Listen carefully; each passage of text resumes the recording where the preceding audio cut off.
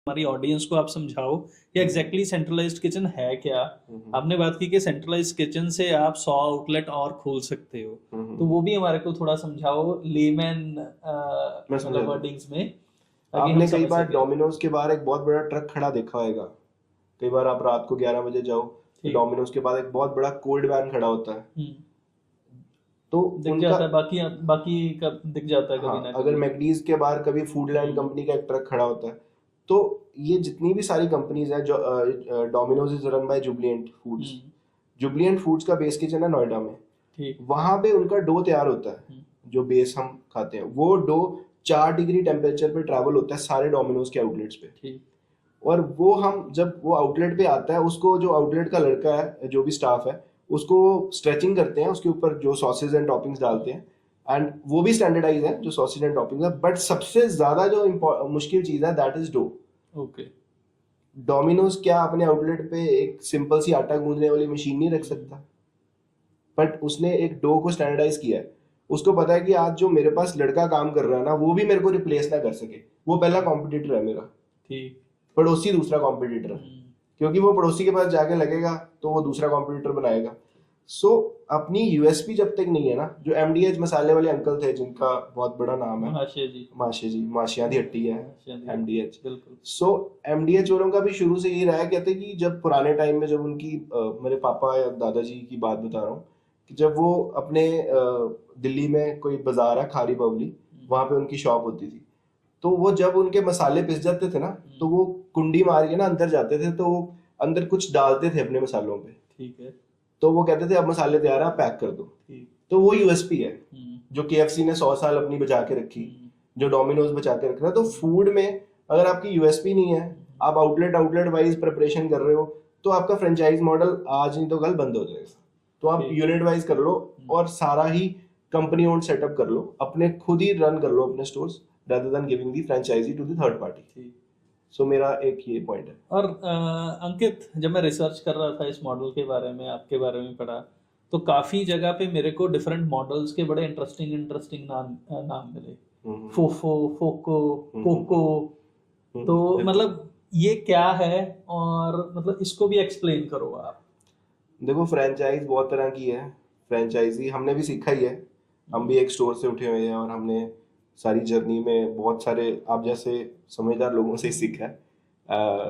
कुछ consultants higher किए हैं पूरी जर्नी में, जिन्होंने हमारा फ्रेंचाइज मॉडल डेवलप किया।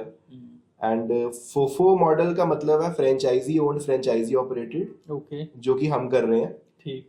फोको मॉडल का मतलब है franchisee owned company operated. Okay. And COCO model is simple company owned company operated. Okay.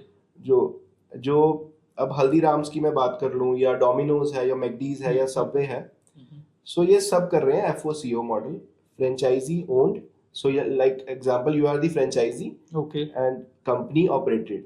So operation सारे कंपनी है, जीएसटी नंबर कंपनी का है। जो सेल हो रही है, अगर 200 रुपए का पिज्जा सेल हो रहा है, तो वो जुबलिएंट की इनवॉइस पे सेल हो रहा है, ना कि आपके इनवॉइस पे। ठीक है। सेल कंपनी के अकाउंट में जा रही है। आपको पूरे मंथ के एंड में आपने अपना इन्वेस्टमेंट दिया उनको, जो कि मिनिमम 1 करोड़ टू 3 करोड़ तक होता है, ओके। जितने भी फोको मॉडल के ब्रांड्स सो हैं।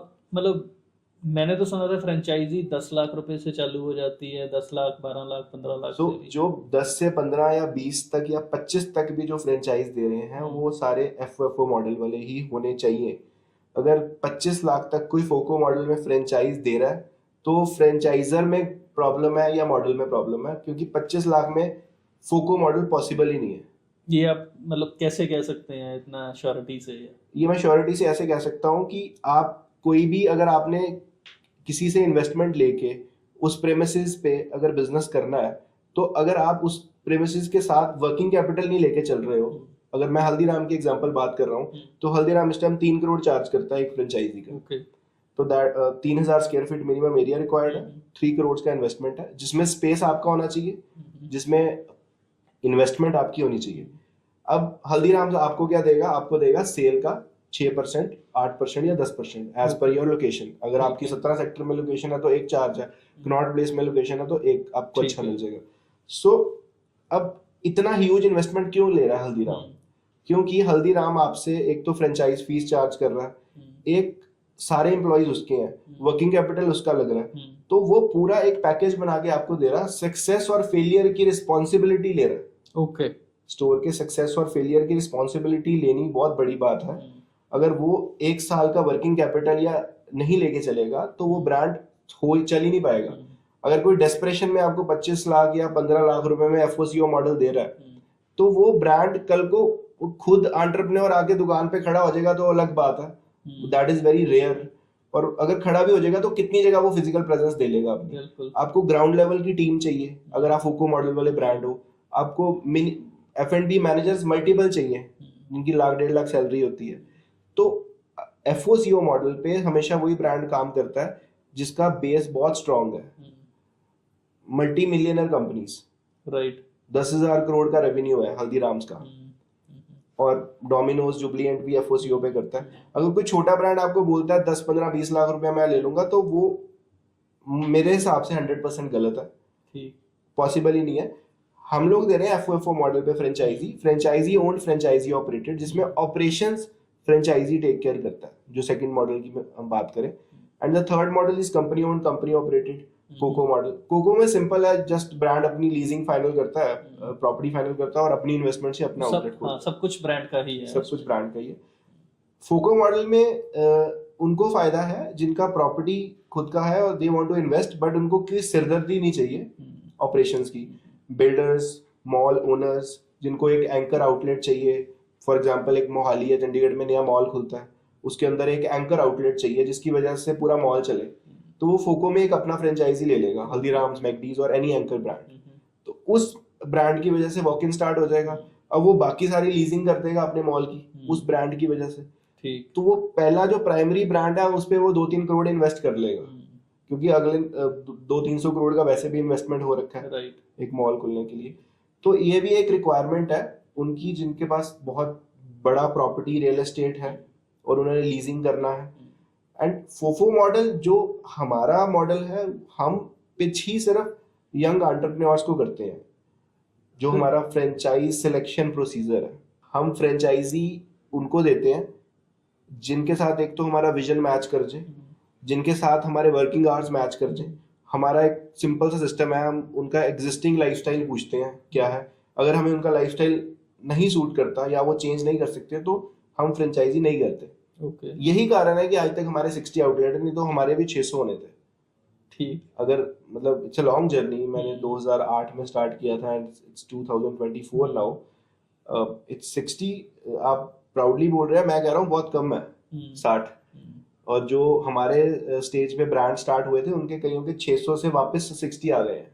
ओके, 600 पहुंच के फिर अभी 60 आ गए हैं। वो बहुत सारे ऐसे के brand they were not sustainable, या सस्टेनेबल नहीं है। तो ये सबसे बड़ी प्रॉब्लम ही यही है कि आप अगर फ्रेंचाइज सिलेक्शन नहीं कर रहे हो, अगर आप अपना मैं तो फ्रेंचाइज पार्टनर बोलता हूँ, मेरी तरफ से तो जिसको मैंने फ्रेंचाइज दी वो मेरा पार्टनर है। अगर वो बंदा कहे जी मेरे पापा के पास 2 करोड़ रुपया है, मेरा लगवा दो, खाली पड़ा हुआ है, तो वो मेरे लिए नहीं है, वो मेरा, मैं उसको पिच ही नहीं कर रहा हूँ उसको। आप सस्टेन नहीं कर पाओगे इतना पैसा लेके? नहीं, हम तो सस्टेन, हम बड़े फेयर टर्म्स पे काम कर रहे हैं। हमने एक सस्टेनेबल बिजनेस करना है, लॉन्ग रन में करना है, मार्केट में स्टैंड करना है। तो उसमें अगर आज की डेट में बंदा कह रहा है कि सिर्फ मैं पैसा लगाऊंगा, अगर मैं अपने आप को इन्वेस्ट नहीं कर सकता हूँ, मैं अपना टाइम नहीं दे सकता हूँ, तो वो मेरा फ्रेंचाइजी नहीं बन सकता। मेरे को जो भी फ्रेंचाइजी मेरा है उसको मैन पावर हैंडलिंग की समझ होनी चाहिए या इंटरेस्टेड होना चाहिए समझने के लिए, उसको डेली बिजनेस ऑपरेशंस में इंटरेस्ट होना चाहिए। वो एक ऐसी कि मतलब मैं आपको बोलूं कि गाड़ी हम उसको बना के दे देंगे, ड्राइव उसको करनी पड़ेगी। अगर वो ले जाके दीवार में ठोक देगा तो वो ड्राइवर्स फॉल्ट है। हमारा है कि हमने इंजन क्वालिटी अच्छी दे दी, हमने फूड, मतलब एग्जांपल दे रहा हूं मैं, हमने फूड क्वालिटी अच्छी दे दी, हमने प्रोडक्ट क्वालिटी अच्छी दे दी, कस्टमर हैंडलिंग, एम्प्लॉइज को सेट रखना, उसके बाद लीजिंग टाइम पे रेंटल पे करना, डेली माइक्रो ऑपरेशंस सस्टेन करना। तो ये सारी चीजें जो हमने थ्रू आउट दी अपनी जर्नी करी है, वो हमें दिख जाता है। जब हम एक बंदे से 1 to 1 या मीटिंग करते हैं तो हमें समझ आ जाता है कि यार ये बंदा सिर्फ इन्वेस्टमेंट लेके आ रहा है और टेबल पे कुछ नहीं रख रहा। तो वी वांट कि इन्वेस्टमेंट तो देखो 15-20 लाख रुपए आज की डेट में आपको बैंक भी दे देता है, कोई बड़ी चीज नहीं, इतनी तो आपको कार लोन के लिए इजिली लोग, हर बंदा 15-20 लाख की गाड़ी का लोन लेके बैठा हुआ है. But what you are putting on the table except the money is more important for me.